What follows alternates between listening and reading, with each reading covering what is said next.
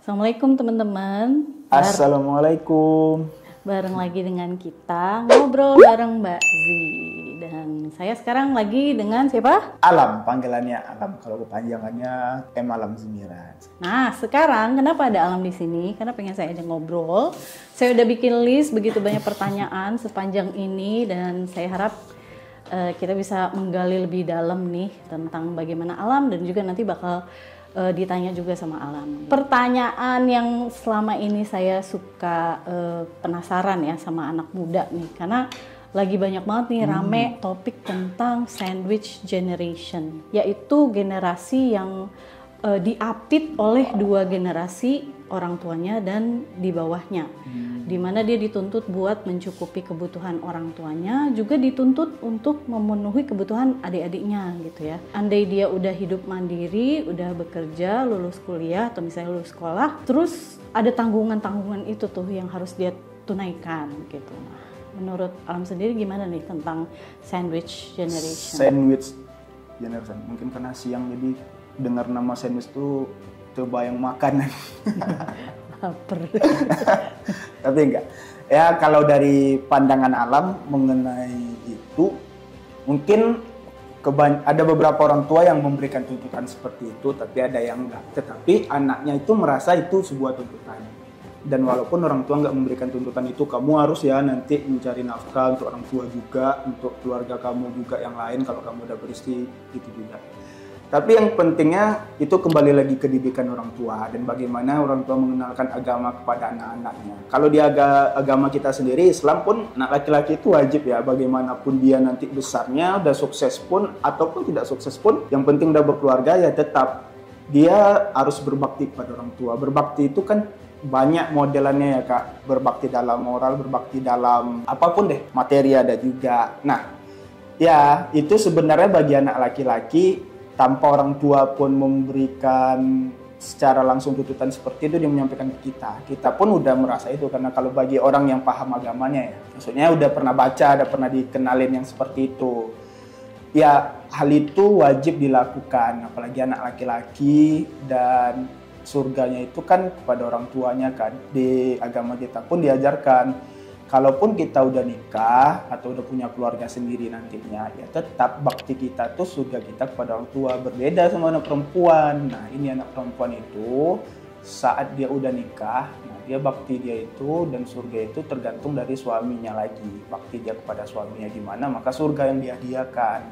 Nah untuk alam sekarang, ya tuntunan seperti itu kita jalani tergantung niat kita. Karena kita tahu konsepnya, kita tahu konteksnya, jadi apapun itu kita jalani dengan ikhlas. Yang penting kan kita tahu bahwa segala sesuatu yang telah Allah berikan tanggung jawab kepada kita, itu pasti akan Allah dijalankan yang sebaik-baiknya. Dan kalaupun ada rintangan nanti tentang kita bagaimana bisa menafkahi orang tua kita juga, keluarga kita juga, dan nanti kalau kita udah punya istri kita juga, ya insya Allah pasti ada tantangan kan nantinya. Ya itu tadi kita melewatinya, oh mungkin ini cara Allah yang baik membuat kita semakin kuat lagi mental kita, fisik kita, semangat kita dan lain sebagainya. Setelah itu pasti ada batu loncatan yang lebih baik lagi. Ya sepakat.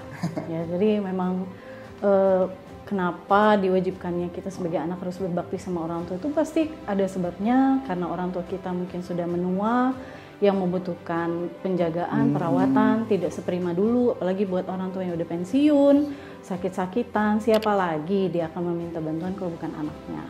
Catatan pentingnya adalah kita yang sebagai sandwich generation tuh jangan sampai menjadikannya beban, apalagi berpikir bahwa kita ini sebagai korban gitu ya, kita yang kayaknya selalu aja dibebani gitu ya, dari dua generasi yang selalunya menuntut dari diri kita. Harus adalah garis yang jelas gitu, sejauh mana kita membantu. Jadi jangan sampai ini misalnya buat teman-teman yang ngerantau bekerja gitu ya, misalnya membantu pembiayaan orang tua dan adik yang di kampung gitu, tapi uangnya semua dikirim ke sana tanpa dia memperhatikan kesehatan dia, makan juga tiap hari cuma pakai kerupuk sama kecap gitu ya, akhirnya nutrisinya nggak tercukupi, jadinya sembelit lah, nanti ambeien lah, dan akhirnya jadi harus operasi lah gitu kan. Buntu lah. Iya gitu ya. Jadi jangan sampai kita melakukan sesuatu di luar dari batas kemampuan kita. Apalagi nih ya, banyak juga yang kasusnya orang tua butuh uang gitu ya, terus dianya cuma bisa memberikan sebatas tertentu, tapi karena nggak enak dan kasihan sama orang tua, akhirnya dia sampai pinjam ke pinjol misalnya, akhirnya dia terlilit utang gitu ya, gali lubang tutup lubang, orang tuanya di kampung mah nggak tahu apa-apa gitu, tapi dia di sini sengsara misalnya gitu ya. Jadi memberikan bantuan pertolongan itu sesuai batas kemampuan. Tapi gimana ya Kak, kalau seandainya kan ya mungkin Kak Alam yang merasain, mungkin ada teman-teman di luar sana yang kadang sharing ke kita, saya nih tuntutan dari orang tua begini, padahal dia di usaha yang udah dilakukan dia di rantau atau di luar sana itu udah bekerja keras, tapi tuntutan orang tua yang harus juga bisa memberikan lebih kepada orang tuanya, dan tanpa orang tua memberikan pengertian juga kepada anaknya, padahal anaknya juga susah-susah juga banting tulang untuk cari uang. Itu gimana sih Kak menanggapinya yang hal seperti itu? Karena kan orang tua kan dia ya taunya anak itu pokoknya mau gimana pun harus berbakti. Kalau orang tua udah minta ini harus, kalau enggak dia berdosa, kalau enggak dia durhaka gitu. Itu gimana Kak? Nah, kalau orang tua yang baik dan penuh pengertian, insya Allah nggak sampai bikin anaknya jadi ngerasa bersalah, apalagi dengan ancaman-ancaman durhaka hanya karena kemauannya tidak dituruti. Itu sebenarnya bahaya banget tuh. Jadi teman-teman, dalam batas tertentu kita juga harus membedakan bahwa orang tua itu tidak selalunya benar gitu loh. Balik lagi kita memberikan sesuai kemampuan kita. Orang nafkah antara suami istri aja sesuai kemampuan kok gitu. Jadi jangan sampai kita jadi menzolimi diri sendiri gitu, hanya karena pengen menuruti gitu. Yang penting pada orang tua yang kayak gitu tuh kita coba approach deh, ngejelasin dan bukannya malah marahin gitu ya. Karena kadang orang tua itu mereka punya mindset kayak gitu karena terpengaruh lingkungan, kiri kanan, tetangga, saudara yang mempertanyakan dikirimin uang berapa, gitu, masih segitu gitu. Karena kadang orang tua kalau udah balik lagi ke rumah, dia cerita sama anaknya, dia langsung kadang ada di ceritanya itu seperti ini, wah lihat tuh anak ibu ini udah begini. Jadi dia harus menyamaratakan anak ibu itu dengan anak dia, sedangkan kan beda jalur kita ya sebagai anak. Iya, wajar sih sebenarnya orang tua itu dipanas-panasin gitu karena ngerasa dibanding-bandingin gitu anaknya sama anak orang lain gitu. Tapi sekali lagi itulah pentingnya komunikasi yang terbuka antara orang tua anak, sehingga anak juga bisa ngasih masukan ke orang tua gitu. Nggak usah didengerin deh itu omongan tetangga, atau nggak usah tersulut deh gitu dibanding-bandingin sama anaknya siapa yang jadi pegawai bank misalnya atau apa gitu. Mama tahu gimana kerjaan aku di rantau gitu. Insya Allah kalau ada uangnya nggak mungkin deh aku nggak kasih gitu. Yang penting komunikasi ya guys. Berarti intinya itu kita komunikasi aja. Tapi gimana komunikasi yang ke orang tua seorang anak itu yang tidak sampai menyakiti hati orang tua? Karena kan ya maklum ya Kak, karena teman-teman atau anak muda zaman sekarang ini kalau udah ngumpul sama teman-teman itu bahasanya itu yang tidak bisa kita kontrol lagi, bahasa itu. Jadi bahasa yang dibawanya sama teman-teman dia itu kadang kebawa juga dia Pak. Jadi akhirnya emosional dia, bahasa meninggi dia depan orang tua itu kan saat orang tua menasihatin dia langsung membantah. Tapi dengan nada yang enggak seharusnya. Ada tipsnya nih guys. Kalau pengen orang tua dengerin kita itu kita yang lebih banyak dengerin orang tua kita dulu. Mau dia ngomong yang ngalor ngidul berulang kali, 20 kali cerita yang sama diulang-ulang tuh dengerin aja. Nggak usah terus di-cut dibilang, mama ini udah cerita loh kemarin, mau berapa kali lagi nih. Ini bentar lagi dapat piring nih kalau diulangi lagi gitu. Nggak usah dengerin aja gitu ya. Dan selain kita dengerin, kita juga nggak usah kemudian jadinya ngejudge, nyalah-nyalahin. Nggak betul tuh Ma, kemarin aku baca ada dalilnya nggak boleh tuh, haram tuh kayak gitu. Jangan gitu. Tetap kita harus tahu bahwa orang tua nih punya martabat dan harga diri yang harus kita hormati gitu. Kita kan baru brojol kemarin gitu menurut orang tua kita. Jadi respect kepada mereka adalah pertama mendengarkan, kedua tidak nyalah-nyalahin, ketiga jangan lupa apresiasi, jangan lupa kasih pujian gitu ya.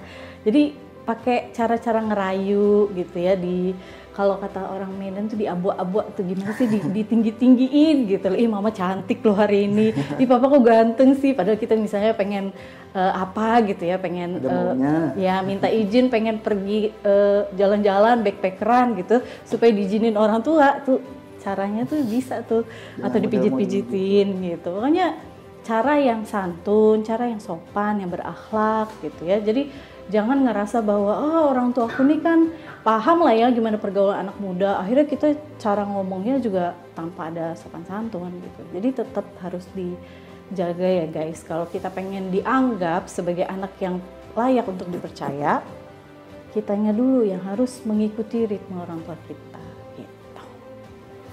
Ya. Oke, begitu ya.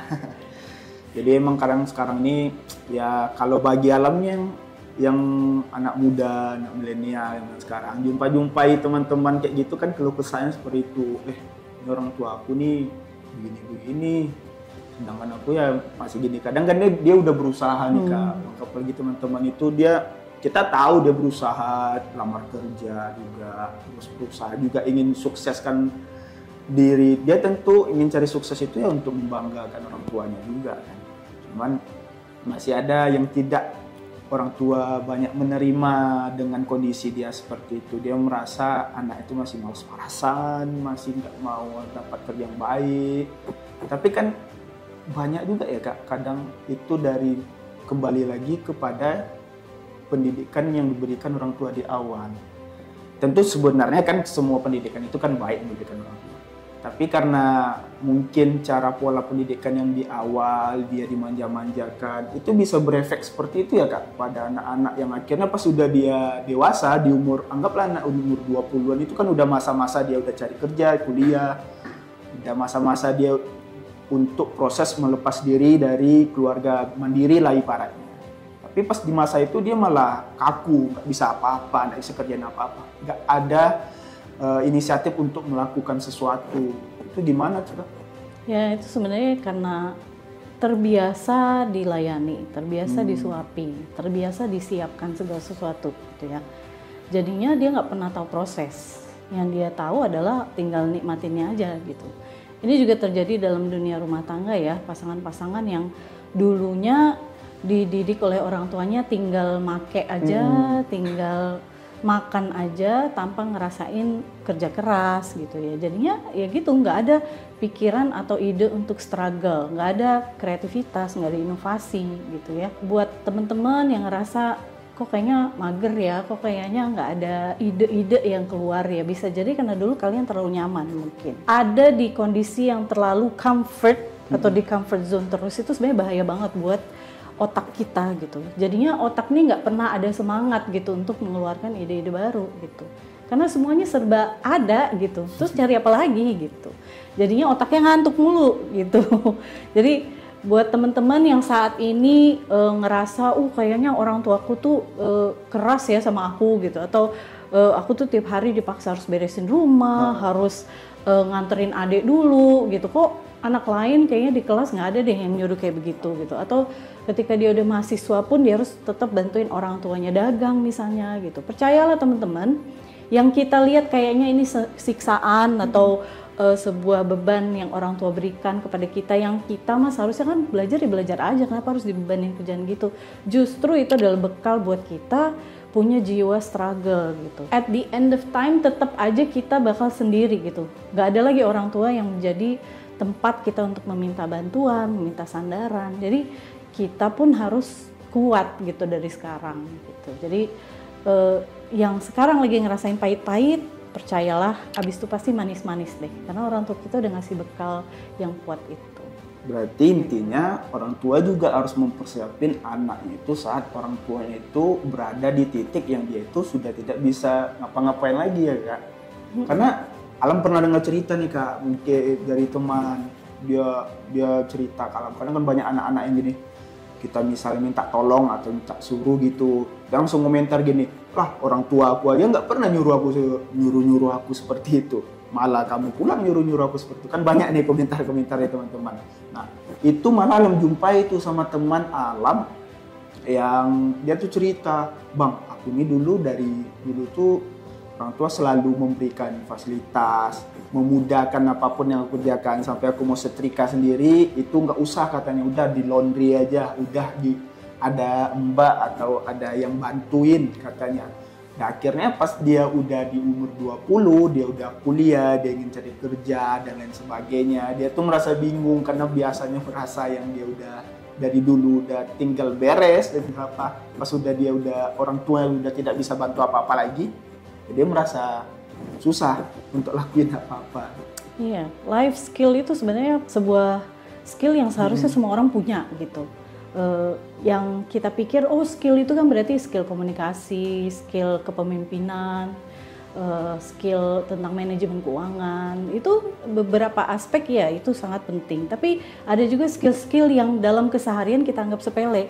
Skill nyuci, skill benerin baju yang kancingnya copot, skill gimana caranya kalau misalnya kita mau benerin listrik, kabel yang udah putus tuh kira-kira gimana caranya supaya nggak bahaya gitu. Itu kan basic banget. Cara ganti keran kayak gimana gitu.